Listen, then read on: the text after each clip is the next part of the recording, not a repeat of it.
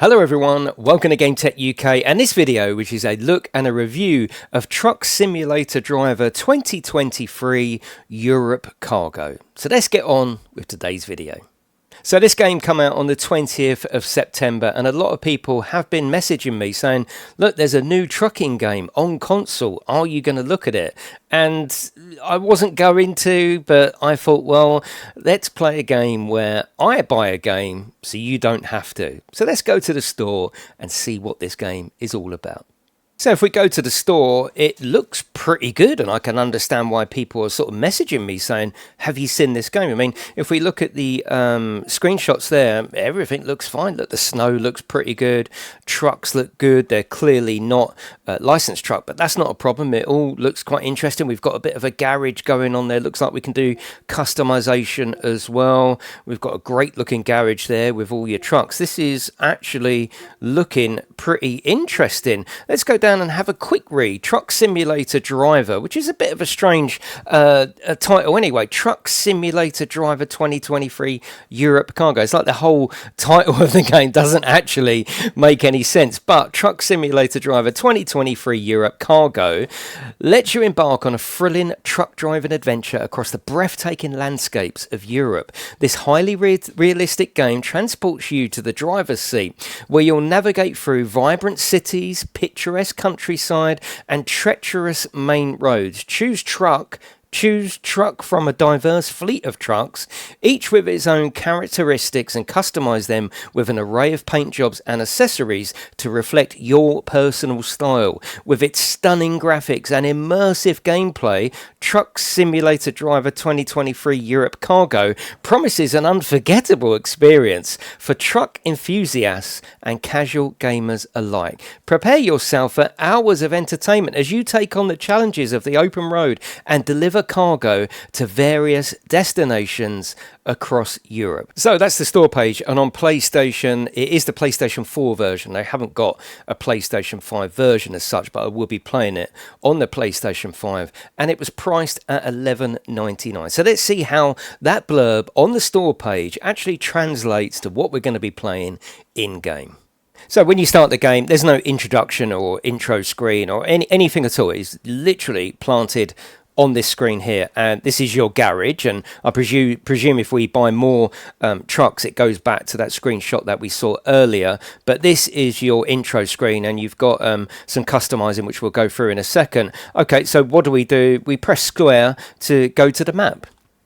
Once we're on the map, you can see the concept of this game, which is individual parking challenges. There is no driving as such in the game, as in, you know, you go from one side of the map to the other. It's not that sort of game. It's a very much a parking challenge game. So there's a little bit of misleading representation in the blurb. You know, you're going to be driving across picturesque this, that, and the other. It's not that at all. It's a pickup spot and a drop-off spot with no sort of, veering from that. You've got to do that, and some of them are very, very short as well. I think the concept of the game here is that we've got 100 different parking challenges, and I'm guessing they'll get a little bit longer, although I'm up to number 20, and 20 is really short. It won't let you jump to 100, obviously, because it's locked. But if I take you to parking challenge 1, at least we can see what the game is actually about.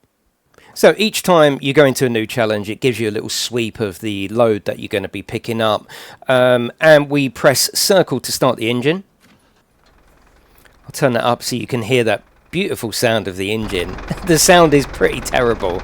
And then we're going to press square to go from drive to reverse. And we're just going to go up. Obviously, this is challenge 1, so of course it's going to be short, it's going to be easy.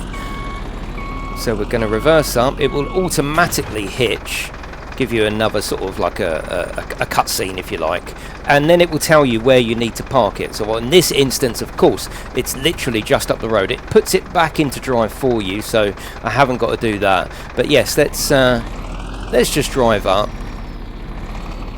The camera does like to choose its own setting. It's a very weird camera, which I'll go through in a second. So we just stop it here. And that's it. That is your mission finished. You get a reward, and you're chucked back to the map screen. So that was Parking Challenge 1. You'd think number 15 would be a little bit longer, but you would be mistaken. We've got to pick up this copy of a FedEx truck and just move it forward. I mean, it's literally in the same car park. The people could roll it forward. We've got this towing rope, this sort of bungee string, which gets quite fun when you do get out on the road. But all we've got to do is move it forward just a little bit. The end goal parking position does actually have an arrow on there, so you do need to either reverse or drive in the trucks in a particular orientation, but it doesn't really add to the challenge of the game. Challenge number 19, and we better get there quick because the truck is already sliding down the hill, so let's get a move on. We're only about 15-20 seconds away from the pickup point, and we already start to see some of the AI. The AI is laughable.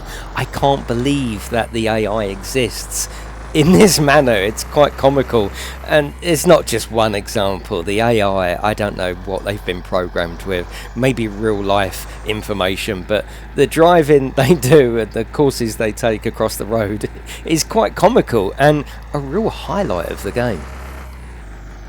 So we can see that this transit van of some sort did actually slide all the way down the hill and hit the wall. So we've got to do a little bit of pushing to be able to get the bungee rope that they're using. It then also seems to roll back up the hill, which is fantastic. And then we see how this bungee rope behaves when you're out on the road physics-wise. It's just a silly idea instead of a fixed metal bar, which have been far more realistic. You can go first person in the truck, which I did do here, and it dawned on me very quickly, and it was quite a comical moment actually, that I was like, oh good, the mirrors work, okay, that's a plus. And then it becomes very apparent that the image in the mirror has nothing to do with the image in game. You can see in the mirrors here, I've got some sort of blue and green canopy thing behind me. It just doesn't exist. It's just a fake representation going on in the mirrors, so they're totally unusable. But if you will look for a second at some of these absolutely beautiful landscapes that we're told about in the store blurb, which I read out to you earlier, I think you can see that this is a terrible looking game. For a game like this to have 2023 in the title, this is atrocious. I can't believe how bad this game actually looks. It's quite shocking. It really is. And we have got things such as we've got different views. We've got wipers, which are really, really fast. We have got indicators, which don't seem to be showing on the dashboard, but they do actually work. But it just looks really, really bad. I do love watching AI just get confused in a game as well. I mean, what's going on here? I just want to know what's going on here. Oh my god, I spent much of this review just laughing. So I think the origins of this game is definitely the free-to-play mobile market. You'll notice here that we've just got a message. You need to sleep. You can't continue your ride. Please take a rest. Okay, how do we do that? Well, you just pay more coins. So that very much strikes to me that a bit of a mobile free-to-play game. And we're going to carry on. And the same thing happens there. If you run out of fuel, you can just pay more coins. If you run out of time, you can just pay more coins. If you hit AI, you just pay more coins. So that seems like a bit of a sort of the beginnings of an idea for the grind on a free-to-play mobile game. So the reason I've made this video and had a bit of fun throughout the review is that I don't want you to get caught up purchasing this game. It's $11.99, which isn't a lot of money, admittedly, in the world of game development, but the story they put on the store and the pictures they put on the store compared to what you're actually playing in game, I find this game to be a huge trick, and I don't want any of my community getting caught up in this. It's a terrible game, absolutely terrible game. And as I said, $11.99 on PlayStation. Guess how much it is on Switch? 92p. So they're clearly going for the market that is crying out for a trucking game on console. Don't get caught up in it. Now, the concept of this game could theoretically work on console. I mean, it's already worked in 2001 for Sega with that 18-wheeler challenge, and this game, all them years later, hasn't surpassed that in any way, shape or form. And to a certain extent, I do blame Sony for this.